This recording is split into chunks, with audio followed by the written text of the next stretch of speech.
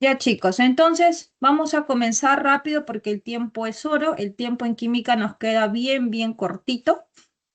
Eh, bueno, ya me presenté, soy la profesora Claudia Núñez, yo soy química pura de profesión. Espero que puedan aprender mucho de química conmigo y sobre todo les pido que practiquen bastante, ¿ok? Lean bastante la teoría y una vez que tengan claro la teoría, el secreto es practicar, practicar, practicar y practicar, ¿ya? Pueden ver las diapositivas, voy a escribir aquí. Hola, sí, pueden leer todo bien también. ¿Se Sí, ve? profesora, todo se puede ver. Muy bien, Sí. muchas gracias. Perfecto. Como no tenemos habilitado el chat, entonces vamos a hacer lo siguiente. Para que no estemos, el tiempo es muy corto, son 2 horas, me olvidaba, justamente porque el tiempo es corto, ¿ya? A veces, chicos, el tiempo no da para ver todas las preguntas. Ay, pero lamentablemente no tengo el chat. Mejor les iba a compartir el link. Yo tengo un canal de YouTube, no sé si algunos lo conocen, así que yo les voy a recomendar que vayan y me sigan para que cuando tengamos generalmente, chicos, las semanas no da para terminar los ejercicios, entonces yo subo ahí los videos con, con la solución completa, ¿ya? Este es mi canal, pueden ahí seguir. Aquí van a encontrar todas las soluciones con respecto a cada semana que vayamos realizando. En este caso, por ejemplo, la semana 1 también ya está en la plataforma de mi canal. Y aquí vamos, ustedes con tiempo, ¿no? Pueden ver cómo se da la solución, escuchar paso a paso, cosas que eso en clase a veces no se puede por lo mismo que les digo. Tenemos menos de 2 horas para poder concluir tanto la teoría como los ejercicios, ¿ya? Entonces aquí ustedes tienen bastante información para que puedan repasar. Con respecto a la semana 1 que vamos a ver el día de hoy también, porque nosotros vamos a correr bastante con los temas, por ejemplo, vamos a ver conversión de unidades. Aquí también tienen tema de tienen teoría, cómo utilizar las conversiones de unidades, bien explicado. Tienen aquí el tema de cantidad de calor también, que vamos a estudiar el día de hoy. Ya las teorías acá están más, mejor explicadas por el tiempo, como les digo. Así que, por favor, los que no tienen buena base en química, yo les recomiendo que vayan y antes de poder resolver los ejercicios puedan ver la teoría. Igual acá, escala de temperatura, ¿ok? Los puntos importantes que nosotros debemos de conocer para poder resolver los ejercicios. ¿Ya, chicos? Entonces ahí está, eso les dejo. Cada semana ustedes van a encontrar ahí la solución de los ejercicios. Muy bien, ahora sí, entonces vamos a comenzar con nuestra semana número 1 de química. Hoy día vamos a estudiar lo que es, hablar un poquito sobre la química, la importancia de la química, la clasificación de la química, método científico, magnitudes, ¿no? Hay que diferenciar entre las magnitudes básicas y derivadas, la clasificación de la materia, calor, ¿no? Y energía. Química es fácil en realidad, solamente hay que practicar bastante, ¿ya? Muy bien, entonces les decía, si es que tienen alguna pregunta, yo termino, concluyo lo que voy a explicar y yo pregunto, ¿no? ¿Hay alguna duda? Si alguien tuviera alguna duda, simplemente abre el micrófono. Si son varias las preguntas, entonces para no estar todo en desorden, vamos a levantar manito y yo voy dando el pase, ¿ya? Listo, chicos. Entonces, ahora sí comenzamos con el curso de química. A ver, química. ¿Qué es la química? Bueno, sabemos que la química es la ciencia que estudia los cambios y las transformaciones de la materia, ¿no? Entonces, cuando hablamos de química, la química es tan amplia que tiene diferentes ramas. La química está, pues, puede ser aplicado, por ejemplo, en lo que es textilería, puede ser aplicado en lo que es ambiental, puede ser aplicado en lo que es minería, ¿verdad? Son varios campos donde la química se puede aplicar. Y esto permite la química clasificarlos. Y una de las ramas en las que se puede clasificar, por ejemplo, es la fisicoquímica. Fisicoquímica, una palabra compuesta por el término de física y química, ¿no? Donde va a estudiar las leyes generales del comportamiento de la materia. ¿Ok? Entonces, cuando hablamos de las ramas de la química, ¿qué pasó?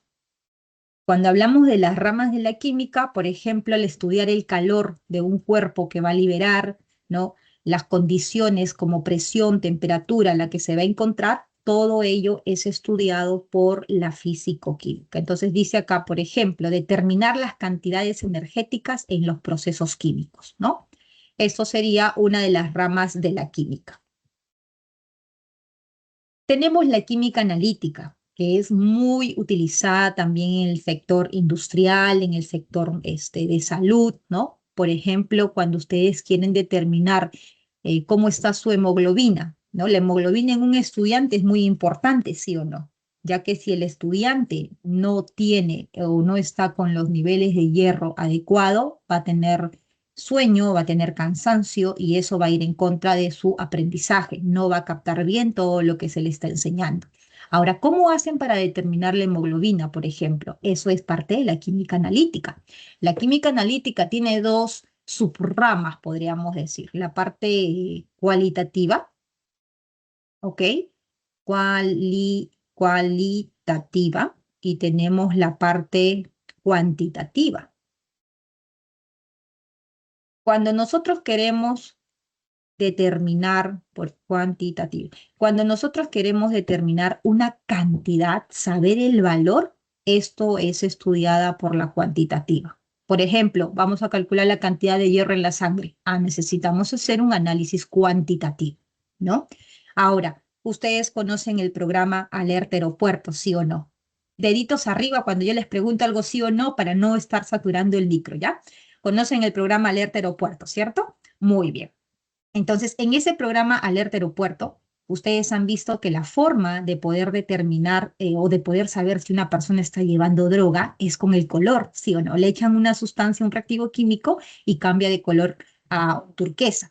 Si sale un turquesa, dice, ajá, aquí hay droga. Entonces, eso lo que ustedes están viendo es parte de la química. Pero ¿qué química es? Es la química cualitativa. Es parte de la química analítica porque se va a encargar de identificar, pero más no esa parte cuando da color no nos dice qué cantidad, no nos dice qué pureza es la droga. Ahí ya se tendría que hacer un estudio cuantitativo, ¿no? Entonces la química analítica identifica cuando es cualitativa y cuantifica cuando es cuantitativa, ¿ok? Entonces la química analítica se encarga de esos análisis, ¿no? Igual, por ejemplo, vamos al sector ambiental, de alimentos, ¿no? Ustedes compran un alimento, vamos a pensar en unas papitas, ¿no? Por ejemplo, no sé, una galletita o un refresco, por ejemplo. Y ustedes ven que atrás en la parte de la etiqueta viene, ¿no? ¿Qué cosas contiene? Contiene carbohidratos, contiene azúcares. Entonces, todo lo que dice en la etiqueta, eso fue analizado por la química cualitativa. Pero al costadito ustedes ven valores. Eso es la cuantitativa, ¿ya? Entonces, eso sería la química, la rama de la química analítica, ¿no?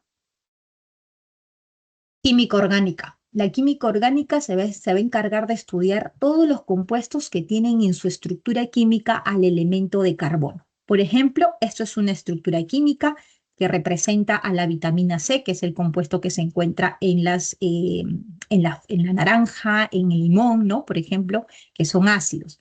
Y esta estructura, tal vez muchos ya lo conocen, algunos de repente es la primera vez, todos los puntitos rojos que estoy colocando está representando al elemento de carbono, ¿ok? Entonces, cuando hablamos de química orgánica, la química orgánica estudia principalmente al grupo CHON, que es el carbono, oxígeno, hidrógeno y nitrógeno, pero principalmente se enfoca en el estudio de los compuestos que tienen en su composición al átomo de carbono. ¿Ya, chicos? Muy bien, entonces eso sería con respecto a la química orgánica. Tenemos también la química inorgánica. Ahora, aquí, importante. ¿Te acuerdas que estudiaba la química orgánica? Sí, los compuestos que tienen al elemento de carbono, ¿no? Entonces, ¿la inorgánica qué estudia, profesora? La inorgánica estudia todo lo que no tiene carbono. Por ejemplo, podemos estudiar las sales, ¿no? ¿Cuál es el nombre de esta sal? ¿Alguien sabe? Ahora sí pueden abrir sus micros, si alguien sabe el nombre Sodio. de esa sal. ¿Es la sal de ¿La mesa? mesa? ¿La sal de mesa? Muy bien, es la sal de mesa conocido como cloruro de sodio, ¿verdad? Muy bien. Entonces, por ejemplo, en este compuesto ustedes no ven el átomo de carbono. Entonces, este compuesto es estudiado por la química inorgánica, ¿no? Es un compuesto inorgánico. Así puedo colocar aquí, por ejemplo, el agua, puedo colocar otro tipo de sal, puedo colocar ácidos, puedo colocar, por ejemplo, bases, ¿no? Que vienen a ser los hidróxidos, pero ninguna estructura tiene al elemento de carbono. ¿Por qué? Porque de esos compuestos se encarga la química orgánica. Ahora, pero aquí mucha atención, ¿ok? Aquí hay que tener cuidado perdón, hay que tener cuidado eh, con ciertos elementos. ¿Dónde está mi lápiz? Aquí. Hay que tener cuidado con ciertos elementos, por ejemplo, o compuestos, mejor dicho, ¿no? Tenemos el monóxido de carbono, tenemos el dióxido de carbono, tenemos, por ejemplo, el carbonato. Estos, por favor, mucho cuidado. Tenemos el bicarbonato. ¿Qué tiene que ver estos compuestos, profesora? Estos compuestos, como ustedes pueden ver en su estructura, sí tiene el elemento de carbono, ¿correcto? Tiene el elemento de carbono. Pero a pesar que tiene el elemento de carbono, acuérdate, ellos son compuestos inorgánicos, ¿ya? A pesar que existe en su composición el elemento de carbono, ellos son estudiados.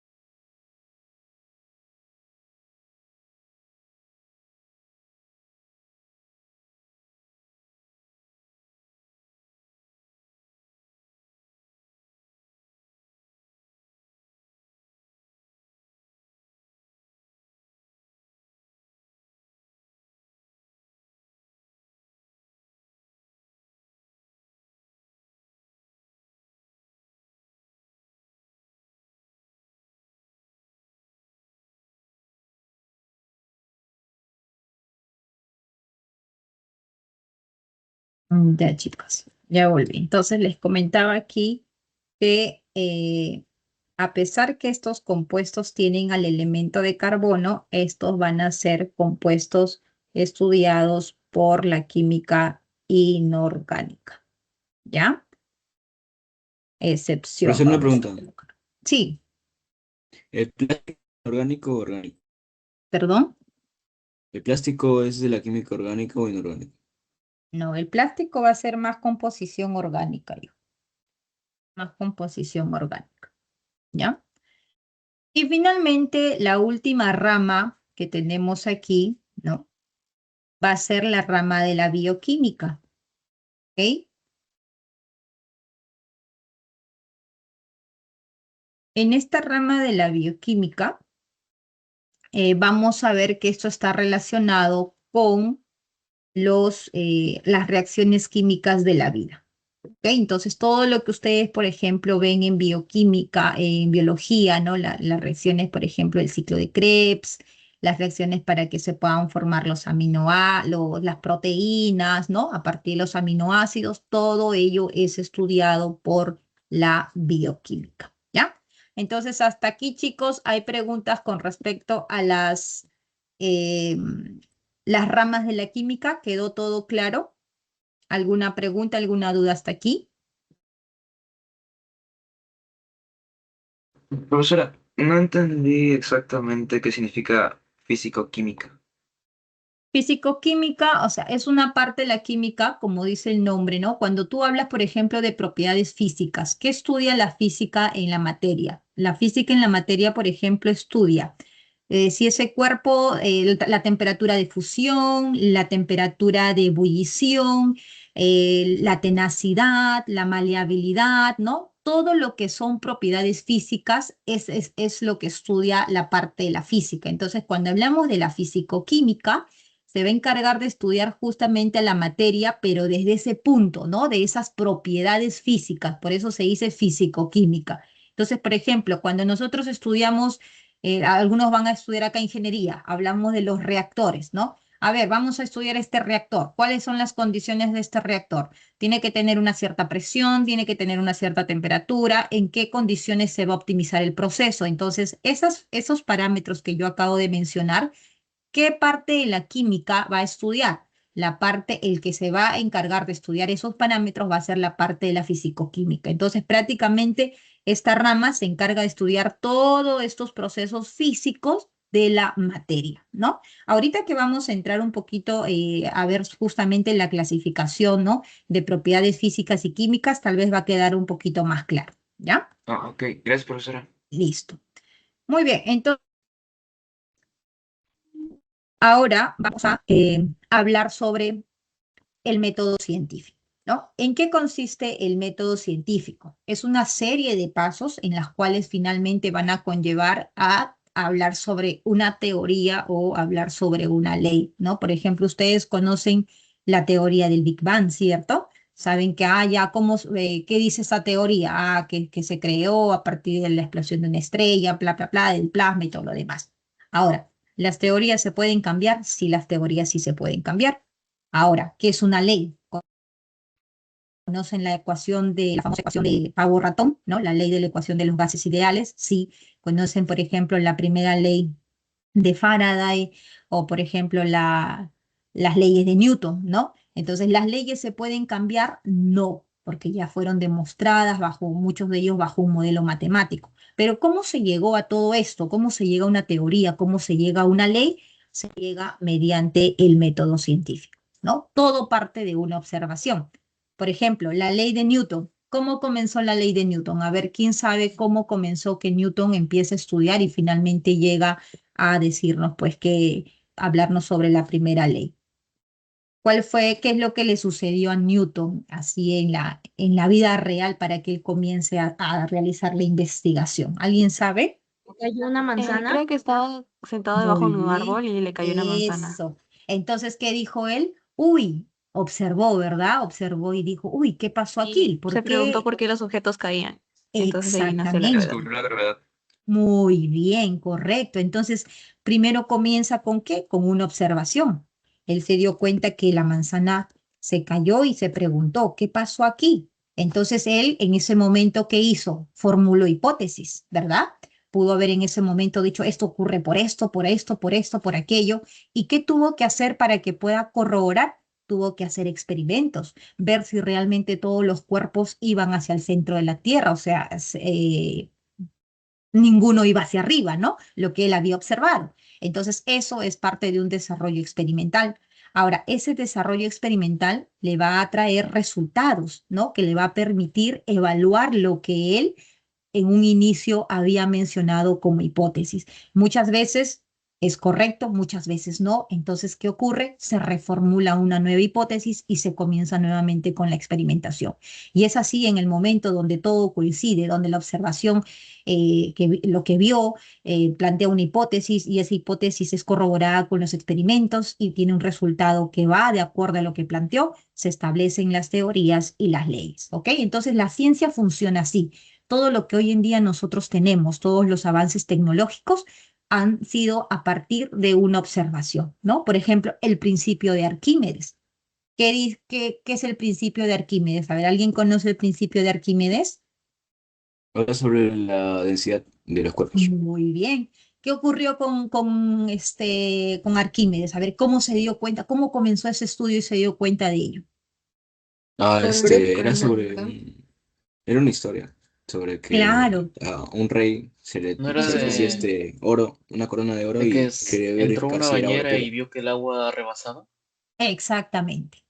Eso es. Él entró a bañarse y se dio cuenta que el agua rebalsaba, ¿no? Y se preguntó, ¿por qué cuando yo entro a la tina el agua se desborda? Y ahí es que comienza, ¿no? Y comienza a experimentar un cuerpo, otro cuerpo. Entonces, así funciona, chicos, o esa es la secuencia en la cual nosotros llamamos método científico a todo este conjunto, ¿no? Para poder establecer una teoría o una ley. ¿Quedó claro hasta aquí entonces? ¿Todo bien? Sí, ¿no? Muy bien. Ahora vamos a hablar sobre las magnitudes del sistema internacional, que seguro también ya lo han visto en física y si no lo han visto, seguro van en su primera clase de física, también van a verlo, ¿no?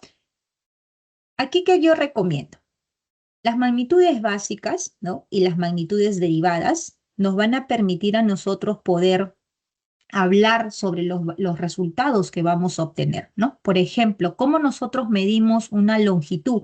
¿Cuál es la unidad para medir una longitud? La unidad, según el sistema internacional, se mide en la unidad de metro, donde el símbolo es la M. Chicos, existe 7 magnitudes básicas.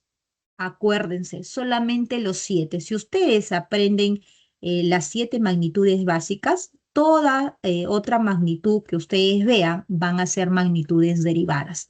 Longitud, masa, tiempo, intensidad de corriente, temperatura, cantidad de sustancia e intensidad luminosa. Los símbolos son importantes que ustedes sepan. En el sistema internacional, las unidades, porque a veces les preguntan, determina la masa en el sistema internacional. Y si tú no sabes que en el sistema internacional la masa es en kilogramos, la pregunta puede ser una suma, pero si no sabes que tienes que dar en kilogramos, ya perdiste la pregunta, ¿no? Entonces, muchas preguntas te van a decir en el sistema internacional y tú tienes que saber cuáles son esas unidades. Vamos a ver que la masa no solo se expresa en kilogramos, la masa se expresa en miligramos, en picogramos, en heptagramos, ¿no? En diferentes unidades. Obviamente la más conocida, la que usamos normalmente, habitualmente, es en kilogramos.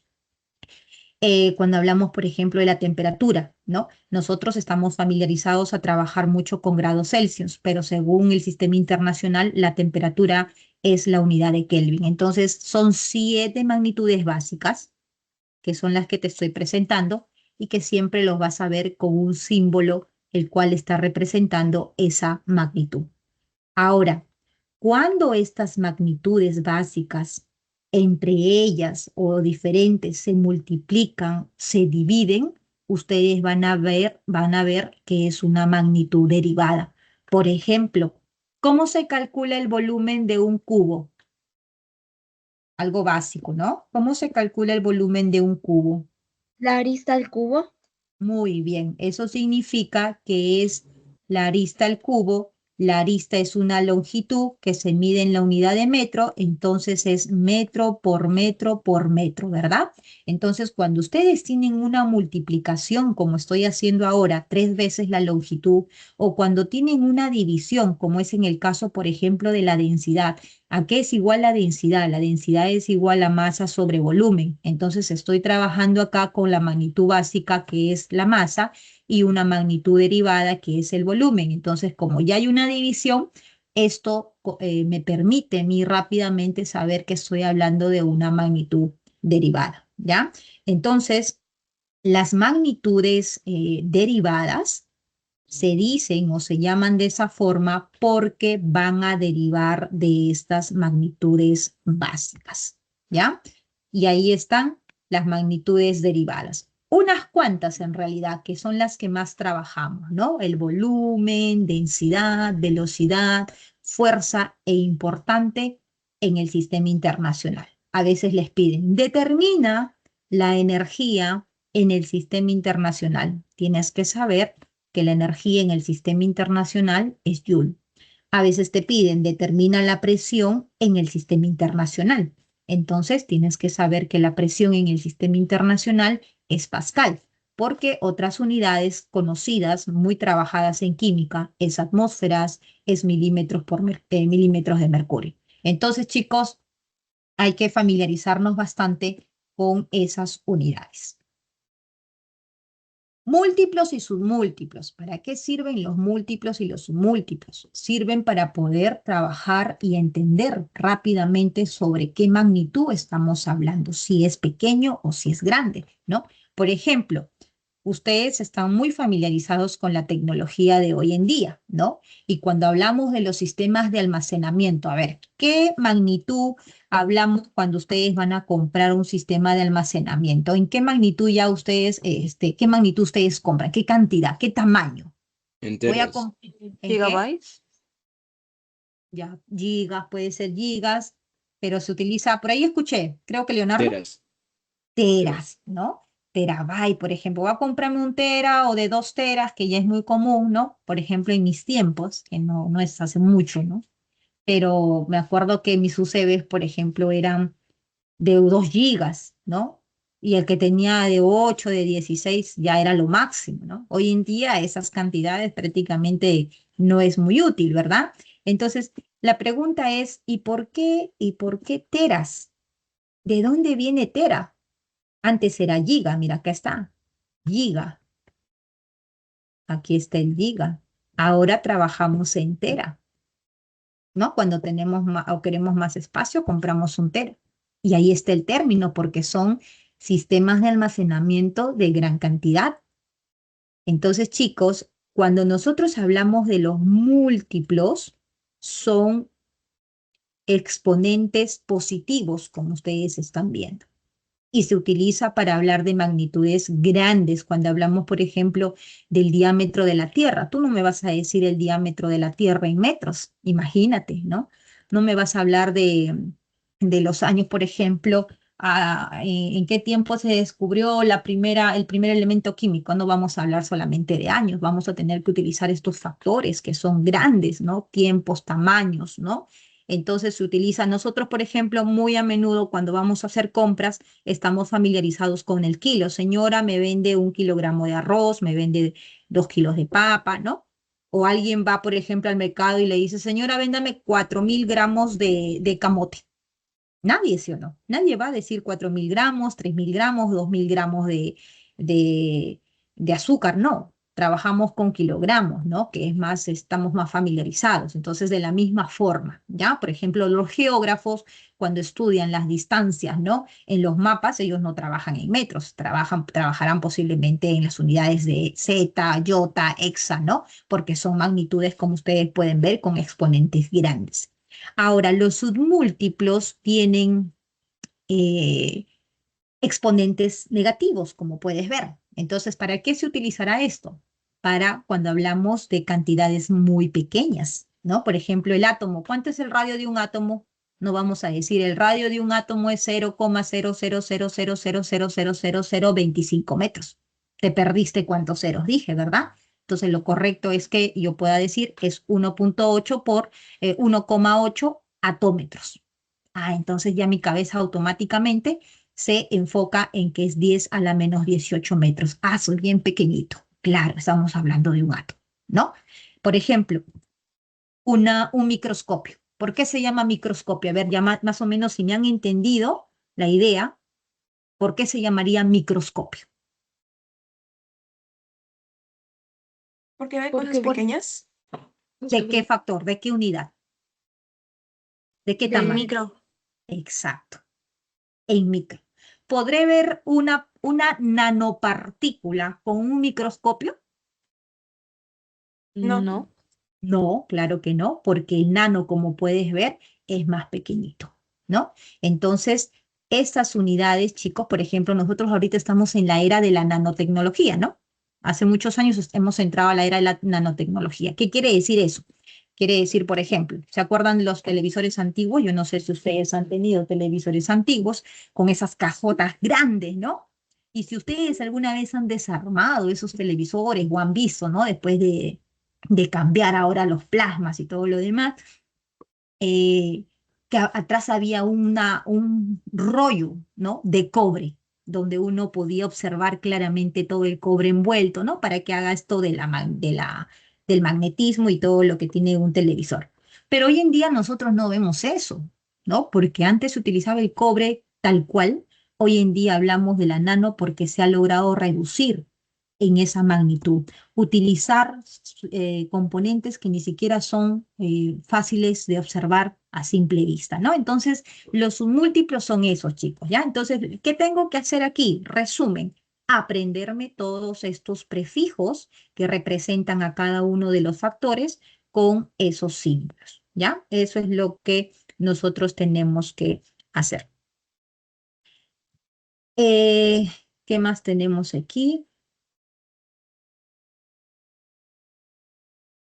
Muy bien, aquí me parece que está, esto es... Ya, hasta aquí, igual con los submúltiplos, chicos, ¿ya? Igual con los submúltiplos, vamos a ver aquí que tenemos que aprendernos los factores que son exponentes negativos, ¿no? Los prefijos, reconocer. Si ustedes son observadores, se habrán dado cuenta que los múltiplos tienen esos símbolos mayúsculas, a excepción de los primeros 10 a la 1, 10 a la 2 y 10 a la 3. Después van a aumento 3, 3, 3, 3. Y aquí en los submúltiplos sí todos son minúsculas. Así que mucho cuidado, no se me vayan a confundir, ¿no? Mega, que es la M mayúscula, con mili, que es la M minúscula. Porque ahí sí te va a salir cualquier cosa menos el resultado, ¿ya? ¿Cómo me aprendo, profesora? Practicando, ¿ya? El secreto aquí de química es practicar bastante. Bien. Este punto de conversiones es muy importante, ¿ya? Es muy importante porque, como les dije, muchas veces nos van a preguntar en una y otra unidad.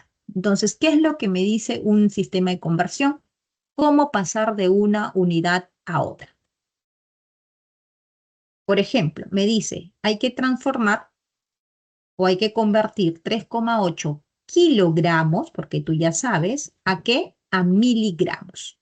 El secreto aquí es observar cuál es la letra que se repite. Entre kilogramos y miligramos, la letra que se repite en este caso es gramos. Eso significa que va a haber dos conversiones y que son las que ustedes están viendo acá. Esta primera y esta otra segunda, ¿no? Esto es mi dato, ¿correcto? Esto es mi dato. Yo tengo en kilogramos. Lo que voy a hacer es colocar abajo, en diagonal, la unidad que quiero eliminar. ¿Qué queremos eliminar? Kilogramos. Listo. Y arriba vas a colocar esa unidad que te dije que se está repitiendo. En este caso, gramos. ¿Para qué? Para que al momento de operar matemáticamente, estos kilogramos con estos kilogramos se cancelen y ya lo vas a tener convertido a gramos. Pero aquí viene algo importante. Cuando ustedes hacen esta conversión, ¿no? Tienen que conocer, mira, G arriba, G abajo, perfecto. K abajo y acá arriba tienes que colocar ese múltiplo que representa ese valor de kilo. Y si regresamos al cuadrito anterior, kilo es 10 al cubo. Y esto es lo que estoy colocando aquí. Hasta aquí, ¿me están entendiendo o alguien tiene preguntas hasta aquí? Estamos bien, ¿verdad? Dime, Leonardo. No. Todo bien. Ya, para que preguntas, manitos arriba y todo ok, pulgarcito. La manito de like. ¿Sí? ¿Lo ubicaron todos? Pregunta, manito arriba. Eso es, Blanca. Muy bien. Pulgarcito arriba es ok. Y si tengo preguntas, manito arriba. ¿Ubicaron todos su pulgarcito? Muy bien, Guadalupe. Muy bien, Carlos. Listo. ¿Ya? Perfecto. Listo. Entonces, hasta aquí, perfecto. Ya hice mi conversión, pero está en las unidades de gramo. ¿Pero queremos gramos? No, no queremos gramos. Entonces, ahora otra vez multiplico mi conversión. Gramos que está acá arriba tiene que estar acá abajo para que lo pueda eliminar al momento de multiplicar. Y ahora sí, como ya estoy en esos gramos, ahora sí coloco la unidad que quiero, que es en este caso miligramos, ¿ya? Aquí yo lo voy a cambiar, ¿ok? Aquí voy a hacerlo yo a mi criterio para que puedan entenderme la forma en que les estoy explicando. Entonces, acá hemos dicho esto. Kilogramos abajo, arriba gramos, kilo vale 10 al cubo, ahí está. Hago la otra conversión porque al momento de multiplicar, esto se elimina con esto y me queda gramos. Pero yo no quiero gramos. Entonces, ahora gramos abajo y arriba lo que quiero, que es miligramos. Ahora sí, gramos arriba, gramos abajo. ¿Qué voy a colocar aquí abajo? El valor numérico de mili. ¿Quién se acuerda cuánto vale mili? 10 a la menos 3. Muy bien, entonces voy a colocar aquí, mira, 10 a la menos 3, que es lo mismo acá, ¿no? Porque por álgebra ustedes saben que ese 10 a la menos 3 sube hacia arriba, ¿no? Sube con 10 a la 3, ¿ya? Entonces es lo mismo, solo que quería explicarles colocando el valor de ese 1000. Ahora sí, multiplico, se va, y miren chicos, esto sube con 10 a la menos 3, sube con 10 a la 3, y esto sería 3,8 por 10 a la 6, y la unidad que nos está quedando, que es lo que nosotros queríamos, es miligramos. Esto es el tema de conversión, en este caso, utilizando una magnitud a otra, ¿ya? Un múltiplo, un submúltiplo a otro valor, ¿no? Hasta aquí entonces estamos bien, todo claro. ¿Alguna pregunta con respecto a la conversión?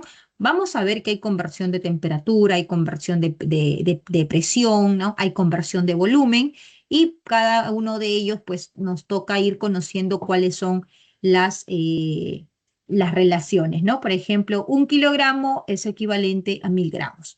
1000 litros es equivalente a 1 metro cúbico. 1 litro es equivalente a 1000 mililitros. Entonces, estas cositas, estos valores que estoy mencionando, como les vuelvo a repetir, practicando, ustedes se van a ir familiarizando. La notación científica es otro punto que también en las preguntas nos pueden pedir. Por ejemplo, te piden calcular la energía, qué sé yo, o la masa, y te dice representar en notación científica. O puede ser, por ejemplo, que tu resultado a ti te salga 3000. Y cuando cuando vas a ver las claves, no hay 3000, sino hay un 3 por 10 al cubo. Entonces, chicos, esto es lo mismo. Esto es la notación científica. Expresar un resultado en base a un número diferente que es mayor que 0 y menor que 10, multiplicado con un factor de 10 elevado a la n, donde n puede ser 0, puede ser positivo o puede ser negativo, ¿ya? Entonces simplemente es para poder saber cómo representar nuestros resultados. Por ejemplo, siempre va a tener esta forma. A, B multiplicado por un 10 a la n, ¿ya? Donde ese n es ese A, B. Es muy sencillo, mira. Tengo 5600. En notación científica, ¿cómo lo encontraría? ¿Cómo encontraría mis resultados? Porque posiblemente así no los vas a encontrar, los vas a encontrar de este estilo. Entonces, ¿qué vas a hacer? Muy fácil. Cuando tú veas un número y no observes la comita, quiere decir que la comita está acá al final. Entonces vas a hacer esto, mira, 1, 2 y 3. Aquí te ubico comita. 5,6. Ahí está, ¿viste? 5,6. ¿Y cuántos espacios hemos corrido? 3 espacios nos hemos deslizado hacia el lado izquierdo.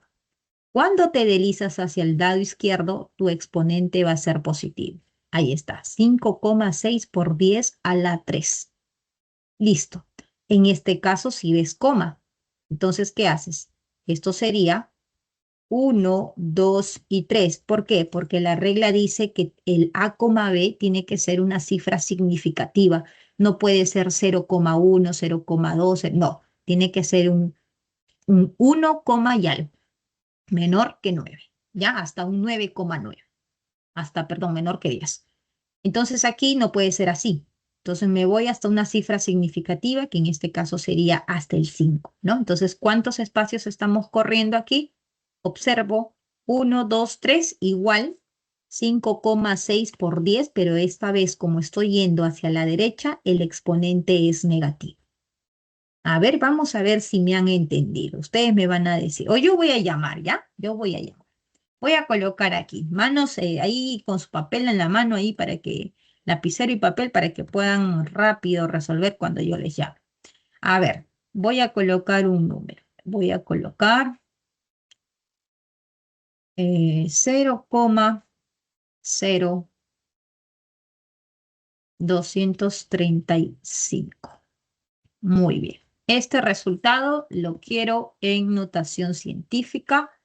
Como no está habilitado el chat, o ya está habilitado, nada. Cuando el chat está habilitado, ahí sí todos me lanzan sus respuestas. Voy a llamar a alguien, a ver. Vamos a llamar hoy día a un chico, a ver. Lucas Carrillo. ¿Está Lucas Carrillo? ¿Está? De estar está. Que me esté Sí. escuchando es diferente. Ah, llamo. ¿Cuál es la respuesta, Lucas? En notación científica. Si no me equivoco, sería Ajá. 2,35 por 10 a la menos 2. 2,35 por 10 a la menos 2. Vamos a ver, vamos a ver. La coma está aquí, 1 y 2. Hemos ido hacia la derecha, eso quiere decir que mi exponente es negativo. Y sí, muy bien, 2,35 por 10 a la menos 2. Muy bien. Llamamos a una chica, ¿sí? Uno más para ya poder pasar. Vamos a colocar aquí, a ver. 325.000. No, uno más, vamos a poner. Ya, ¿cómo sería acá? 3.250.000, ¿no? ¿Sí? Ya.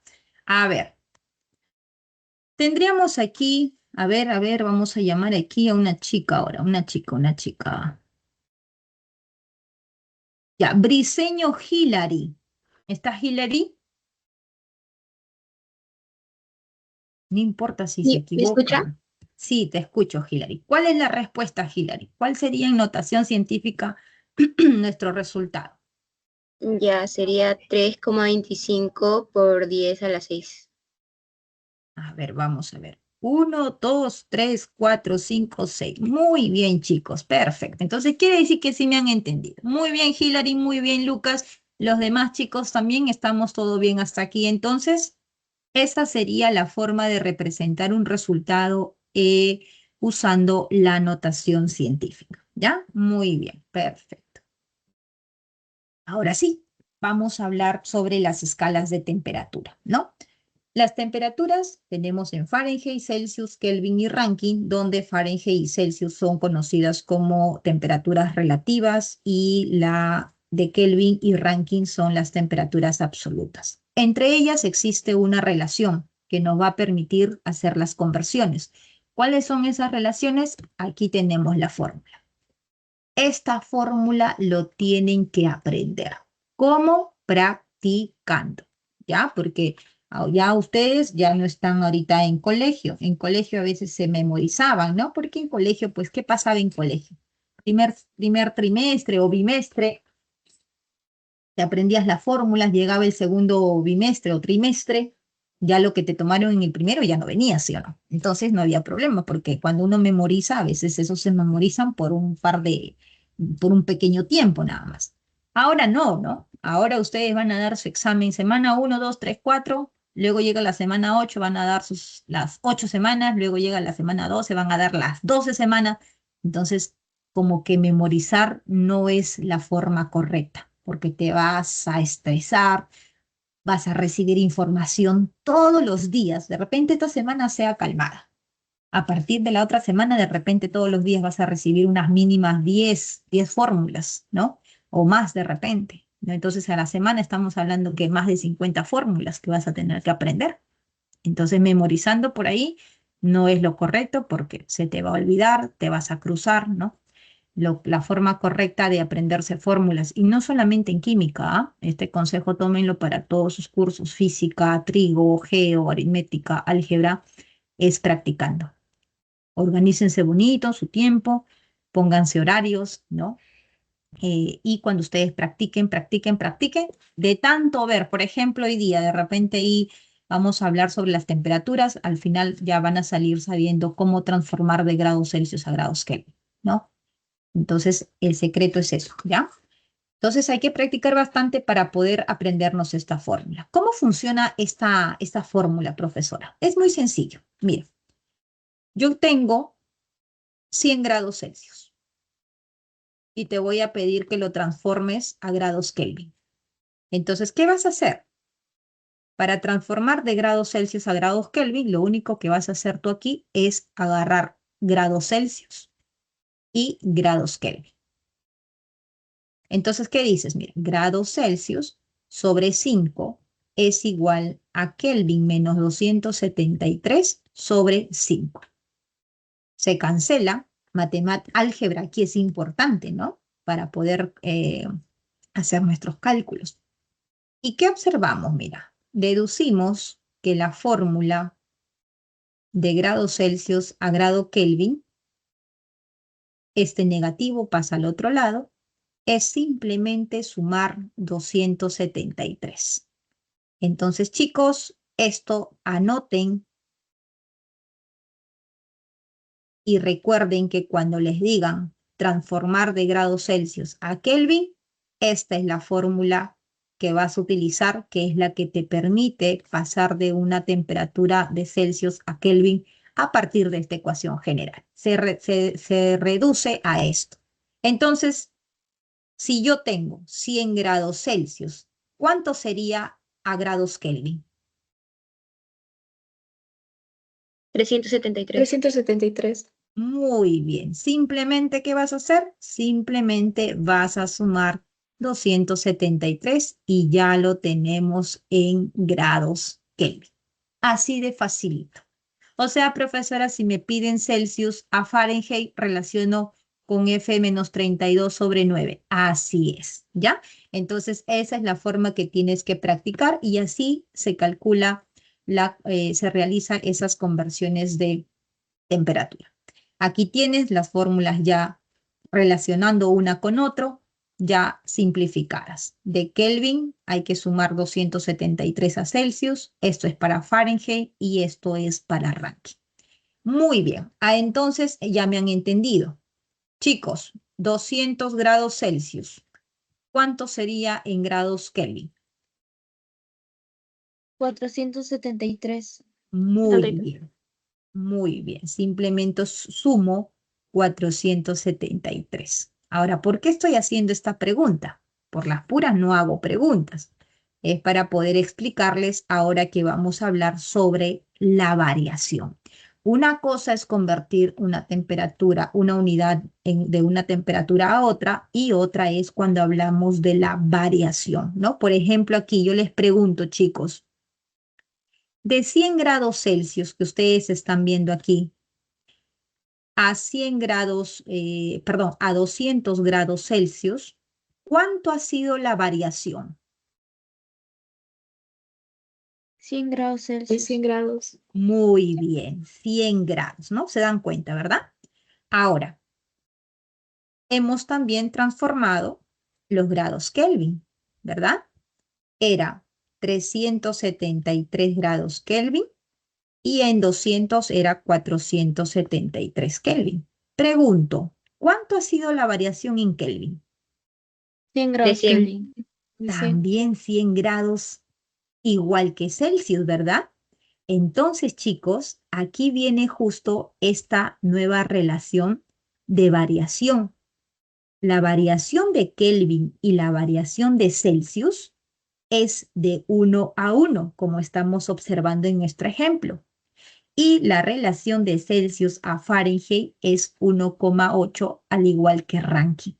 Entonces, si por ejemplo a mí me dicen, a ver, la variación ha sido 10 grados Celsius, variación, y te dicen, ¿cuánto sería esa variación en grados Fahrenheit? Lo único que tienes que hacer es lo siguiente, ¿no? Tienes que multiplicar por ese 1,8, porque tú vas a decir, la variación de 1 grado Celsius es 1,8 Fahrenheit de variación. Estamos hablando de variación.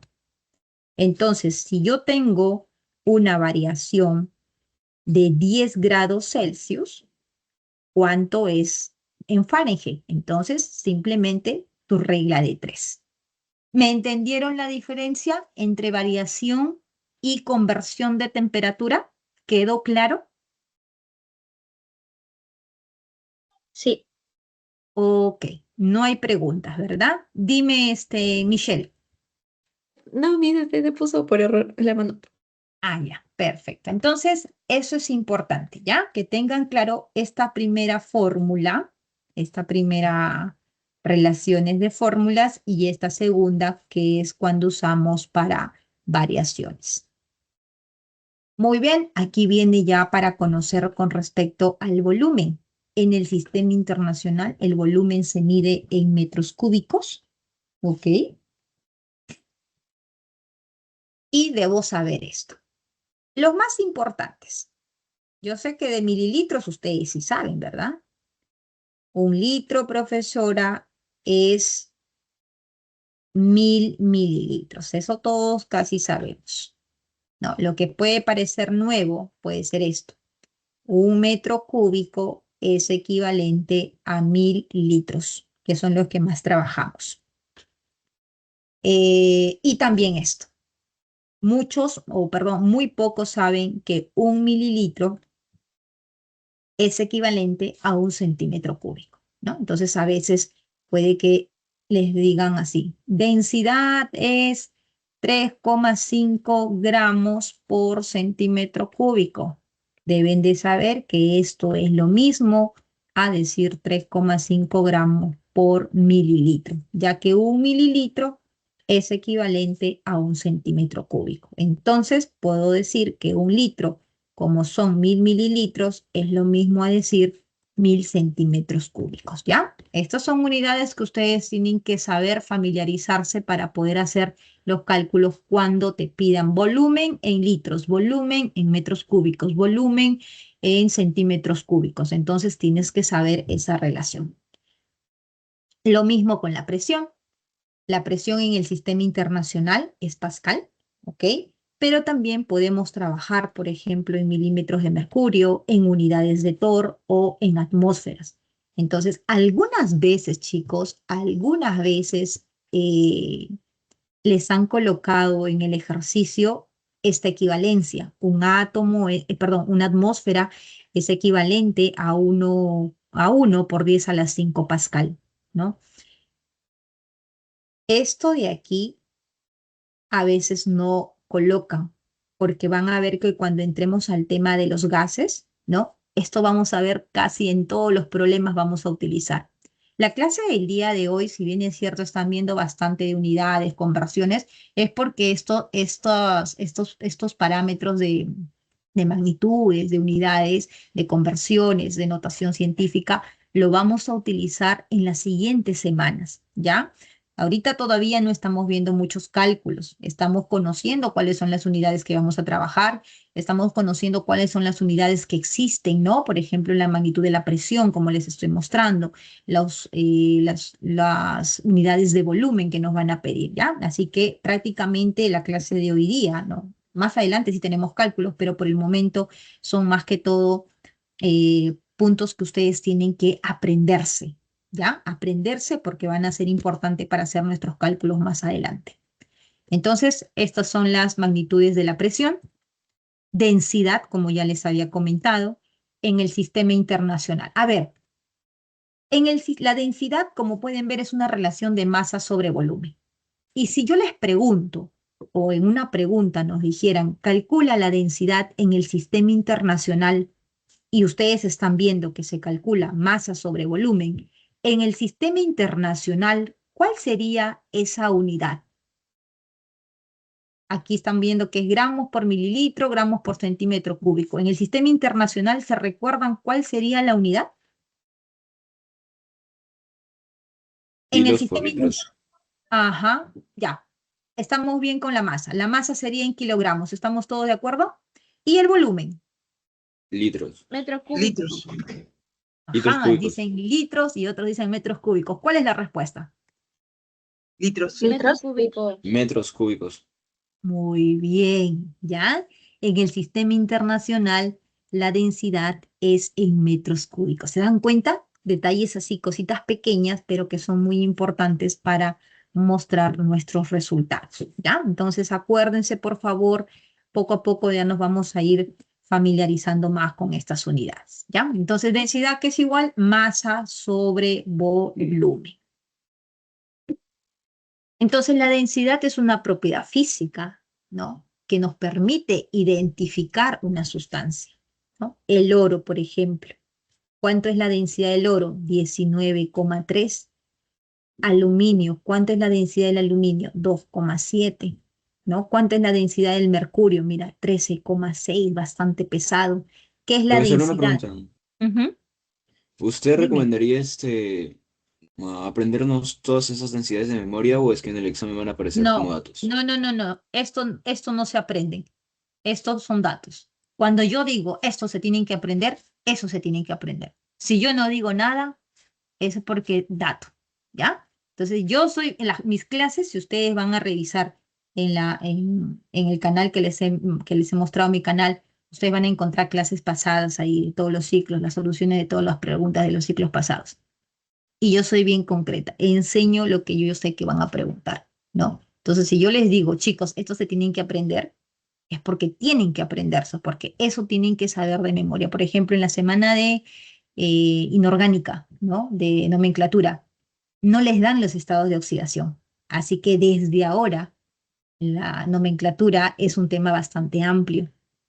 Desde ahora, agarren su tabla periódica o vean, o mejor dicho, vean las semanas de nomenclatura en mi canal y vayan familiarizándose, vayan viendo cuáles son los estados de oxidación, porque eso sí se lo tienen que saber de cabeza. No les dan los estados de oxidación. Y ahí sí hay bastante información, que aprender de un ratito, de aprenderlo en unos días, a veces es muy pesado, ¿ya? Entonces, con tiempo, esa parte de nomenclatura vayan revisando los estados de oxidación. Entonces, densidades no, porque estos son, de acuerdo al ejercicio, te van a decir de dato, ¿no? Por ejemplo, te pueden decir, mira, el problema puede ser así. Tienes dos cuerpos A y B, el cuerpo A tiene una cantidad de masa, el cuerpo B tiene una cantidad de volumen, en las cuales la idea es que finalmente aquí, cuando te plantean el ejercicio, te digan, identifica qué materiales A y qué materiales B. Entonces, ¿cómo podría yo identificar si tengo relaciones o datos de masa y volumen? Entonces, yo recuerdo, ¿no? Mi teoría me dice que si yo tengo masa o volumen, la única forma de poder identificar una sustancia es con densidad. Entonces, vas a tener que utilizar densidad es igual a masa sobre volumen. Te va a salir la densidad, vamos a suponer 0, a ver, voy a tomar una densidad aquí. 7,86. Entonces voy a ver, te van a dar en el ejercicio posiblemente unas 5 densidades para que tú puedas ver, tú dices, esta es la que yo he calculado, entonces estamos hablando del hierro. Más o menos eso es el enfoque cuando se hace el uso de la densidad, ¿no? Nos sirve para poder identificar a las sustancias, ¿ya? Esto te lo dan de dato. Muy bien. Ahora sí, vamos a hablar sobre la materia, ¿ya? Aquí voy a pasar un poquito más rápido, ya que todos sabemos que la materia es aquel cuerpo que tiene masa, ¿no? Que ocupa un volumen, que ocupa un lugar en el espacio. Presenta masa, presenta volumen. La materia está en constante transformación, ¿no? Por ejemplo, aquí vemos los animalitos, ¿no? Los cambios de estado, nosotros, la mesa, todo eso son materia, ¿no? Ahora, ¿cómo se clasifica la materia, chicos? La materia se va a clasificar, aquí sí es importante, aquí tienen que ustedes identificar. Las preguntas van a ser, ¿es un compuesto? ¿Es un elemento? ¿Es una mezcla heterogénea? ¿Es una mezcla homogénea? Ustedes tienen que saber identificar. Entonces, la materia acá se va a clasificar de dos formas, ¿no? Puede tener composición variable o puede tener composición definida. Cuando hablamos de una composición variable, estamos hablando de una mezcla, ¿no? Las mezclas se pueden separar mediante métodos físicos, ¿no? Acá vamos a colocar, se separa mediante métodos físicos. O sea, algo sencillo. Los métodos físicos no están involucrados los enlaces químicos, solamente son fuerzas intermoleculares. Pero cuando hablamos de sustancias puras, acá para separar es más complicado. aquí se requieren métodos químicos. Entonces ustedes saben que un método, ustedes no van a tener un equipo en casa para poder separar, por ejemplo, los componentes del agua en hidrógeno y oxígeno, ¿no? Entonces acá es más complicado. ¿Por qué? Porque acá sí está involucrado los enlaces químicos, ¿no? Entonces, primera diferencia entre mezcla y sustancia pura. Aquí en sustancia pura vamos a ver que pueden estar los elementos, ¿no? Sustancias elementales, que son todos los elementos de la tabla periódica. ¿Cuántos elementos tiene la tabla periódica? 118. 118. Muy bien, son 118 de la tabla periódica. Entonces, las sustancias, aquí una forma que tú puedas saber si es una mezcla o es una sustancia, es que las sustancias tienen una fórmula, tienen una manera de representar. Por ejemplo, tú dices el cobre, el cobre es el Cu, profesora.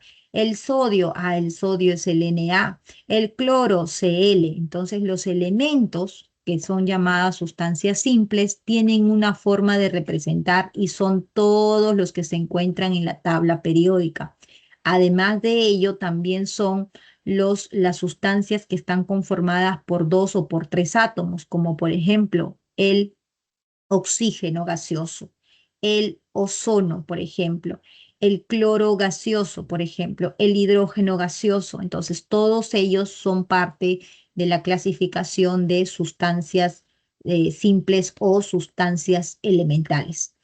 Pero cuando estas sustancias entre ellas forman un enlace, vamos a ver, como dice acá, 2 o más elementos, formas un compuesto, ¿no?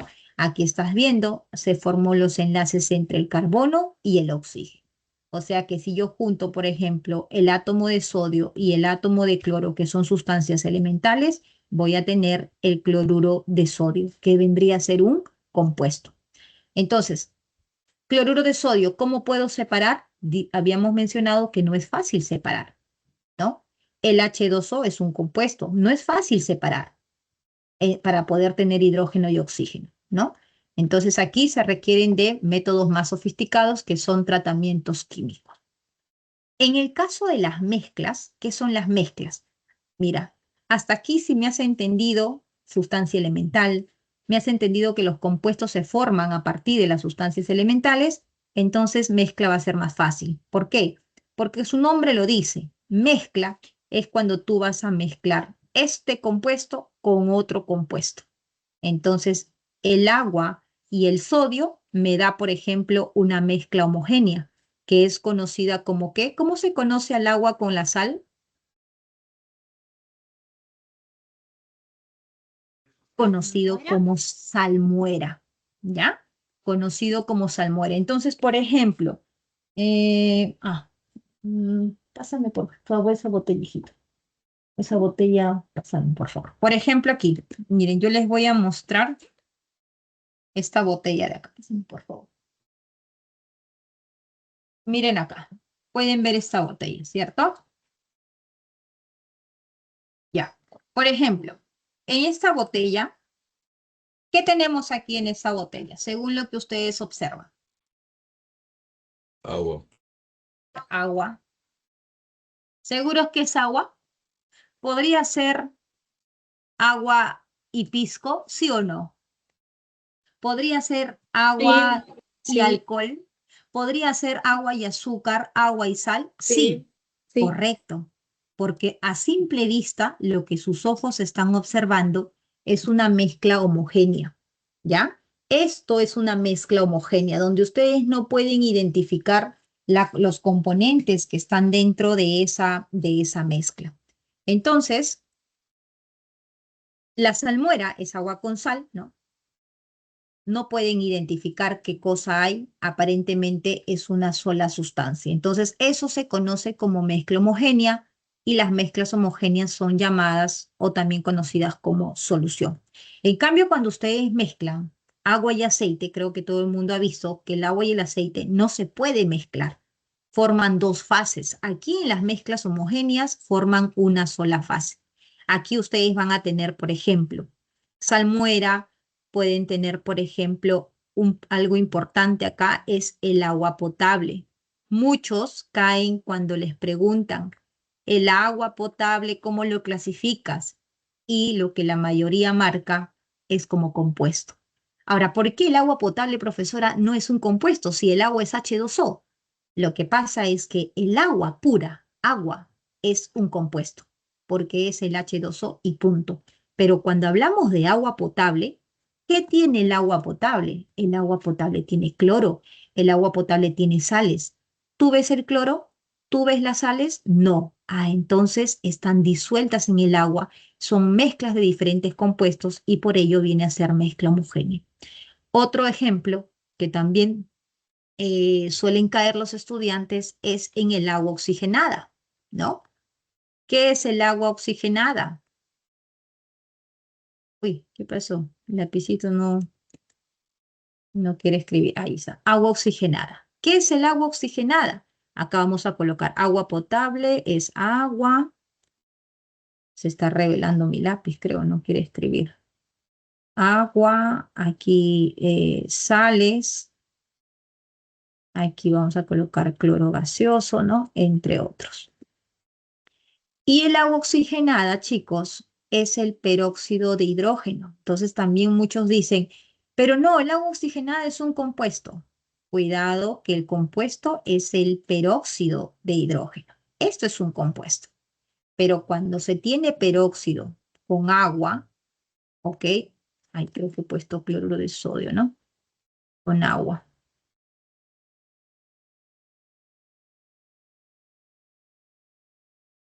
Cuando se tiene el peróxido de sodio con agua, entonces esto es el agua oxigenada. ¿Ya? Entonces todo esto ustedes aquí también no pueden percibir, entonces también es una mezcla homogénea. Aquí pueden incluir las aleaciones también. Las aleaciones también son mezclas homogéneas porque a simple vista parece que fuera una sola composición. Pero en mezclas heterogéneas, pues no, ahí sí va a ser muy visible, por ejemplo, darnos cuenta que hay dos o más fases. Una ensalada de fruta, un extracto, un surtido, ¿no? Por ejemplo, cuando ustedes hacen un surtido, colocan en la licuadora, ¿no? Y comienzan a licuar. ¿Qué pasa? Ponen en el vaso y al poco tiempo ustedes pueden ver que se separa, ¿no? Lo sólido, lo más pesado se va a la base, entonces se puede observar que hay dos o más fases, ¿ok? Entonces, chicos, la clasificación de la materia hasta aquí está claro. Miren que estamos corriendo, pero el tiempo nos gana. ¿Preguntas? ¿Preguntas? Ninguna, ¿no? Muy bien, entonces aquí es prácticamente todo lo que acabamos de explicar. Está aquí nuevamente, monoatómicos, que son los elementos químicos, poliatómicos, como hemos mencionado, ozono, cloro gaseoso, ¿no? Vienen a ser sustancias elementales o simples. Cuando estos se combinan entre ellos, forman enlaces químicos, tenemos las sustancias compuestas. Esto es todo lo que hemos visto en el cuadrito, prácticamente lo están desglosando, ¿no? Está constituido por elementos, diferentes átomos y para poder separar, como habíamos mencionado, son métodos más sofisticados que son tratamientos químicos. Las mezclas, aquí por ejemplo vemos la moneda, ¿no? Las monedas son aleaciones, ahí está el agua potable, son mezclas homogéneas. El aire, por ejemplo, el aire también es una mezcla homogénea, porque ¿cuáles son los componentes del aire, chicos? ¿De qué está formado el aire? De oxígeno. ¿Qué más? Principalmente, Hidrógeno. perdón, Hidrógeno. nitrógeno, Hidrógeno. nitrógeno, ¿no? Nitrógeno, oxígeno, entre otros gases en menor proporción. Entonces, ustedes ahorita, alrededor de ustedes hay aire. ¿Pueden identificar el oxígeno? ¿Identifican el nitrógeno? No, ¿verdad? Es porque es una mezcla homogénea. Y a simple vista, la mezcla homogénea parece que fuera una sola composición. Por eso se dice que es una sola fase. Mientras que las heterogéneas pues tienen dos o más fases. Por ejemplo, los minerales, ¿no? En los minerales es muy notorio observar que hay diferentes composiciones dentro de esa estructura. el agua y el aceite, una sopa, por ejemplo, de fideos, puedo ver el líquido, puedo ver el fideo, puedo ver las verduras. Entonces, esos son ejemplos de mezclas heterogéneas.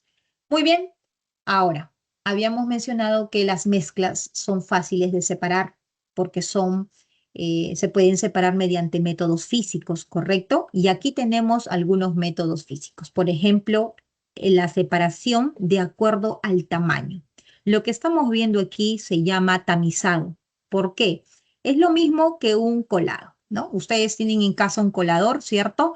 Y cuando quieren, por ejemplo, vamos a colar harina, ¿no? Entonces, porque por ahí puede haber una piedrita. Entonces, en química, un colador se llama tamiz, ¿ok?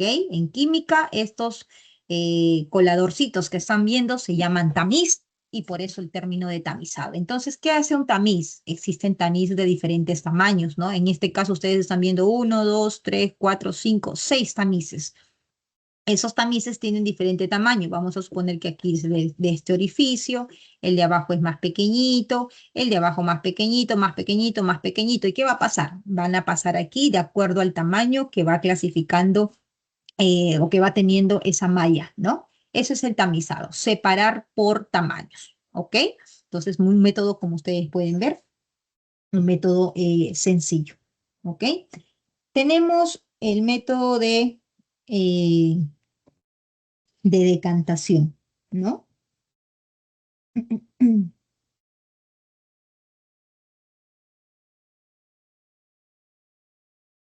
estás haciendo ahí? Un momentito, por favor. Ten mucho cuidado. ¿Qué estás haciendo? Es lastimado, ¿no? ¿Mm? ¿Sí?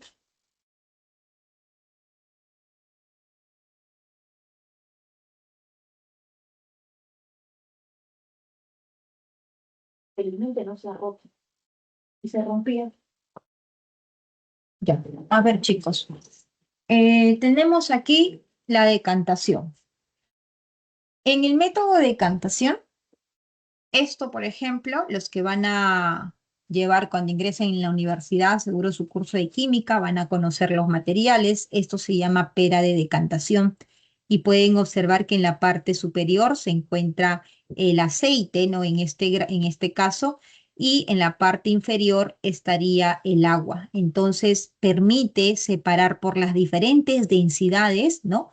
Y aquí, como pueden observar, hay una manija, ¿no? Que justamente permite abrir esa llavecita para que pueda caer poco a poco el agua, separarlo en un vasito y una vez que ya todo el agua haya sido retirada, en otro recipiente se estaría retirando el aceite, ¿no? Entonces es un método de separación cuando se tienen dos cuerpos con diferentes densidades.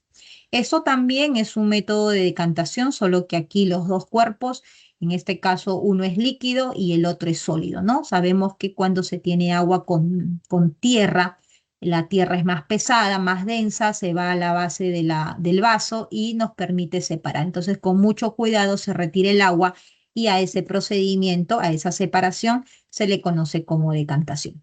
Filtración, creo que esto es algo más conocido, es el uso de un filtro para poder separar una sustancia sólida de un líquido, ¿no? Esto es filtración. En química, bueno, no es una cafetera la que se usa, ¿no? En química tenemos los matraces, no sé si conocen los matraces, donde hacemos ahí los procesos de filtración o muchas veces un quitosato, que es un material también químico para poder hacer las filtraciones, ¿no? Entonces, todos estos son métodos físicos de separación. Esto es un método también de separación físico un poquito más elaborado, podríamos decir, ¿no? ¿Alguien ha visto la película El perfume? Sí, Ah, sí. ¿Sí? sí, Ya. En la película del Sí, perfume, ¿se acuerdan cómo el chico destilaba el aroma? ¿Se acuerdan que usaba cilindros grandes para poder extraer el aroma de las rosas? Y que, bueno, no voy a explicar los que no han visto la película, sino los voy a quitar la emoción de la película, ¿no? Porque para hacerlo cortito nomás, hasta se pone destilar gatos, ¿sí o no? ¿Se acuerdan? Entonces, por ejemplo, ese sistema que se han visto en la película esa es una forma que antiguamente se hacía la destilación, ¿no? De forma en mayor cantidad, porque él utiliza cilindros donde echaban los pétalos de rosa, ¿no? Y estos tenían la misma función de que con el calor se puede extraer la sustancia orgánica, ¿no? Que son los aceites esenciales, y justamente recolectaba esos aromas, el cual pues después hacía las mezclas para la elaboración del perfume. Entonces, básicamente, eso es la destilación. La destilación utiliza temperatura en la cual el solvente orgánico retira las sustancias, generalmente los aceites, ¿no? De los compuestos para poder retirar de la sustancia, ¿no? Separarlos. Pero ¿cuál es el punto aquí? Que los cuerpos que se van a trabajar o que se van a separar tienen que tener diferente punto de ebullición, por ejemplo, ¿no? Entonces, el método de destilación se basa en separar las sustancias que presentan diferentes puntos de ebullición. Por ejemplo, si yo tengo agua y alcohol, ¿no? Vamos a hablar de una mezcla de agua y alcohol. Entonces, yo quiero separar, profesor, el agua y el alcohol. ¿Puedo? Claro que sí, porque el agua ebulle a los 100 grados Celsius y el etanol 76 grados Celsius. Entonces, ¿qué voy a hacer? Primero voy a colocar a una temperatura de 76 y lo que va a ocurrir es que todo el alcohol comienza a subir en forma de vapor. Aquí entra agua, es un sistema ya donde va a ocurrir un proceso de condensación. El agua entra aquí, llega a este tubo y empieza a enfriarse porque acá entra agua fría para que pueda enfriar la parte externa, ¿no? No hay contacto, es un sistema bastante este, eh, adecuado, ¿no? Para poder hacer el cambio de fase aquí, que es donde ocurre la condensación, ¿no? Entonces el vapor llega, entra a un cambio de temperatura, se condensa y es así como se recibe, en este caso, el alcohol, ¿no? Y el agua seguiría aquí en el baloncito porque el agua, mientras que no llegue a 100, no va a salir en forma de vapor. Entonces, esa separación, aprovechando los puntos de ebullición, se llama destilación. Evaporación es algo más sencillo. De repente en algunas veces ustedes habrán puesto agua a hervir, ¿no? En la cocina y se olvidaron y pusieron la tetera llena y cuando fueron después de una hora se acordaron que habían puesto agua y vieron que solo hay la mitad de agua, ¿no? O de repente hasta que se ha secado, ¿no? No sé si les ha pasado.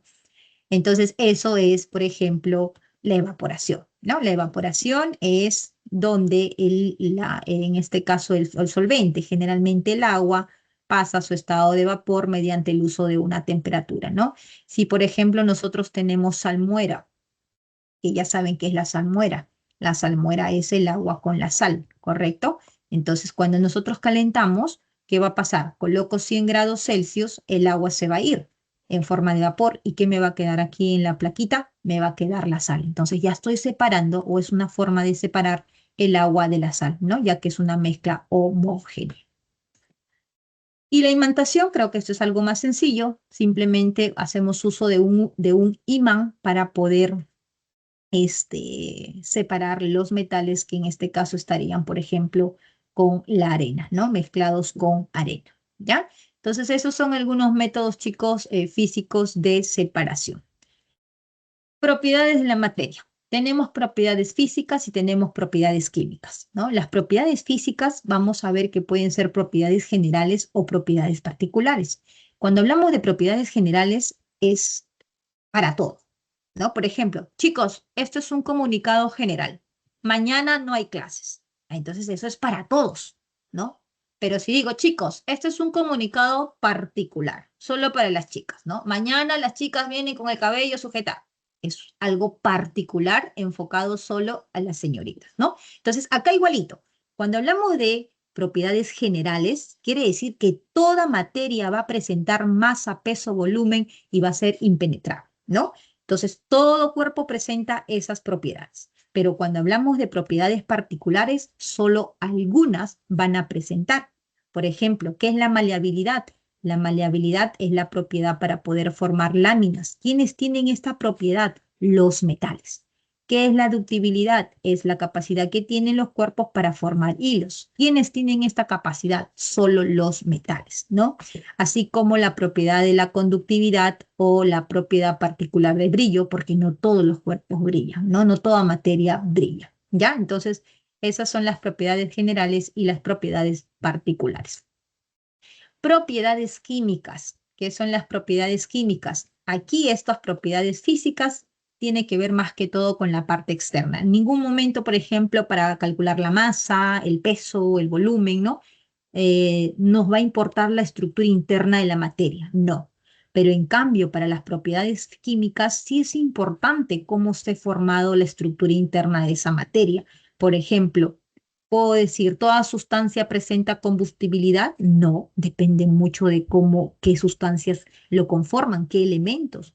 No todos son inflamables, no todos son corrosivos, no todos tienen propiedades de acidez, de basicidad, ¿no? Por ejemplo, ¿cuándo una sustancia es ácido? Cuando en su estructura química tiene los protones de hidrógeno para disociar.